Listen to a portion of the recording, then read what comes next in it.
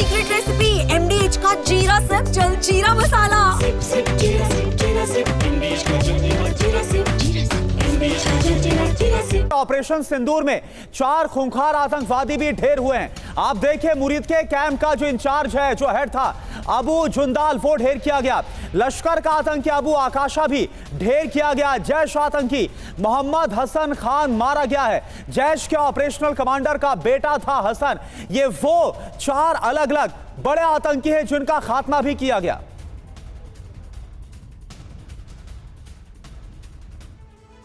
तो ऑपरेशन सिंदूर में 4 जो खूंखार आतंकी हैं उनको ढेर किया गया। उनके नाम आप देखिए। अबू जुंदाल की बात करें, मुरीद के कैंप का ये इंचार्ज था अबू जुंदाल। अबू जुंदाल लश्कर तैयबा से जुड़ा हुआ था। हाफिज सईद के दामाद के साथ इसने काम किया है। लश्कर उप प्रमुख सैफुल्लाह खालिद कसूरी का ये करीबी बताया जाता है। अब बात करते हैं अगला नाम कौन है आतंकी का। यह अबू आकाशा का। आतंकी संगठन लश्कर तैयबा से जुड़ा था। जम्मू कश्मीर में कई आतंकी हमलों में यह शामिल था। अफगानिस्तान से हथियारों की तस्करी में यह शामिल था। लश्कर और जमात के साथ यह सक्रिय रहा है। मोहम्मद हसन खान की बात करते हैं। अगला आतंकी है जैश ऑपरेशनल कमांडर का यह बेटा है। मुफ्ती असगर कश्मीरी का यह बेटा है। आतंकवादी हमलों में समन्वय का यह काम करता था। हाफिज जमील अहमद यह अगला नाम है आतंकी का। आतंकी मसूद अजहर का यह सलाहकार बताया जाता है। बहावलपुर में जैश ए मोहम्मद मुख्यालय का यह प्रभारी भी था। मसूद अजहर का पारिवारिक सदस्य रहा है। यह आतंकी गतिविधियों की निगरानी बाकायदा करता था और इस तरह से भारत ने न सिर्फ जो सैन्य तौर पर एक बड़ी चोट पहुंचाई है पाकिस्तान को, बल्कि वहां पर जो आतंकवाद है उसका भी बड़े स्तर पर सफाया किया। लेकिन जो तस्वीरें सवाल उठाती है वो ये कि पाकिस्तानी आर्मी आतंकवादियों के जनाजे में क्या कर रही थी। भारत ने आतंकियों के 9 कैंप तबाह कर दिए जिसमें 100 से ज्यादा आतंकी मारे गए। दहशतगर्दों के जनाजे में पाकिस्तानी आर्मी शामिल हुई। आपको बताते हैं कि पाक सेना के उन अफसरों के नाम क्या हैं, तस्वीरें भी दिखा रहे हैं। Lieutenant general Faiyaz Hussain Shah, major general Rao Imran Sattaj, brigadier Mohammad Furqan Shabbir, doctor Usman Anwar IGP Punjab, Malik Sohaib Ahmed Bharat MPA से। ये तमाम पाकिस्तान के सेना के अधिकारी शामिल थे एक दहशतगर्द के जनाजे में। और राजीव सरदाना सर, क्या यही खौफ था? क्योंकि देखिए ये वो बड़े नाम तो हमने बताए जो आतंकवादियों के थे, सरगना थे, लेकिन इसके अलावा कुल मिलाकर 100 आतंकवादी मारे गए हैं, 40 पाकिस्तानी सैनिक ढेर किए गए। कितना सैन्य नुकसान पहुंचाया वो हम लगातार बता रहे हैं। ये वो खौफ था जिसके बाद हड़बड़ाकर जो पाकिस्तान के DGMO हो वो फोन करते हैं भारत के DGMO को और ठीक 3:35 पर बात होती है। रिक्वेस्ट करते हैं कि अब रोक दिए जाए हमले।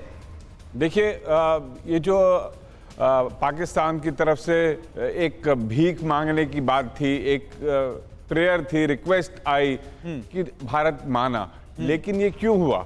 क्योंकि इस बार सिर्फ कुछ एयरबेसेस, सामान, जहाज उड़ जाना ही नहीं था, इनकी कमर टूट गई है, इनका मनोबल टूटा है, तभी ये घुटनों पे आए हैं। इसका मतलब ये नहीं कि भारत जो इस समय इतने स्ट्रांग पोजीशन में था कि हम किसी चीज से डरे हुए थे, घबराए थे कि हम सीज फायर के लिए अग्री किए। हम अग्री किए हैं अपनी मैग्नेनिमिटी की वजह से, क्योंकि हम स्ट्रांग पोजीशन में हैं और यही भागे हैं अमेरिका की तरफ, यही भागे हैं दूसरे देशों की तरफ कि इस समय हमें बचा लीजिए, क्योंकि भारत नहीं रुक रहा। भारत के पास कोई वजह नहीं थी रुकने की। भारत ने एक समझदार देश की तरह समझदारी से एक विराम दिया है, एक चेतावनी दी है। तो नुकसान इनका है, इनकी रीढ़ की हड्डी टूटी है, इनका मनोबल टूट गया है इस युद्ध विराम में। जी, बड़ी बात सरदाना सर आपने कही, लेकिन कैप्टन मंजुला जी मैं आपके पास आ रही हूँ इस सवाल के साथ। देखिए भारत ने एक ऐसी कार्रवाई की जो कि नज़ीर साबित हुई, जिसे एक एग्जाम्पल के तौर पर देखा जा रहा है। इससे पहले तिवारी सर भी कह रहे थे कि हमने इजराइल और हमास के युद्ध से या रूस यूक्रेन युद्ध से इस बात को सीख लिया कि दुश्मन को टारगेटेड वार कैसे करना है ताकि निर्दोषों की जान ना जाए। बिल्कुल विधि, बिल्कुल सही बात आपने बोली है कि जैसे हम लोग बोलते हैं ना इवोल्यूशन होता है मैनकाइंड में, वैसे ही हमने अपने वॉर्स में भी इवोल्यूशन देखा है।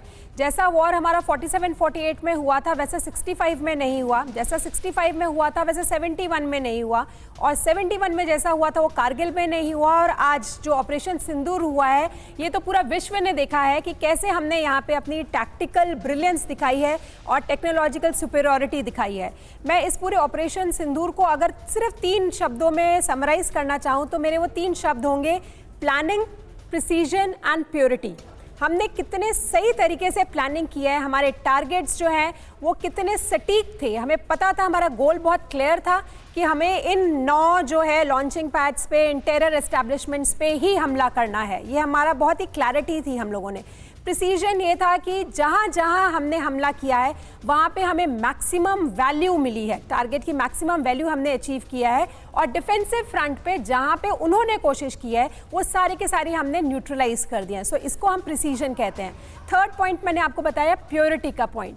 प्योरिटी जो है इसमें जो हमारा इंडिया जो है, हमारा नेशन जो है वो ह्यूमैनिटी के टुवर्ड्स जो है वो कमिटेड है। हम हमेशा ये बात कहते हैं कि हम अहिंसा के पक्षधर हैं और ये बात हमने बिल्कुल प्रूव की है कि हमने चाहे जितना भी अच्छे से टेक्नोलॉजिकल सुपीरियरिटी से काम किया है, बट प्योरिटी है, हमने ह्यूमैनिटी के अगेंस्ट काम नहीं किया है, हमने सिर्फ टेरर एस्टैब्लिशमेंट पे अटैक किया है। तो एक बहुत ही सोची समझी और बहुत ही अच्छे से प्लान किया हुआ। बिल्कुल मंजुला जी, और ये हमने देखा कि वहां पर जो उनका टेरर एस्टैब्लिशमेंट है, जो आतंकी ठिकाने हैं या फिर जो वहां पर सैन्य बेसिस हैं या फिर मिलिट्री इंस्टॉलेशन है, वहां पर अटैक किया, लेकिन पाकिस्तान ने क्या किया? ये है सीक्रेट रेसिपी MDH का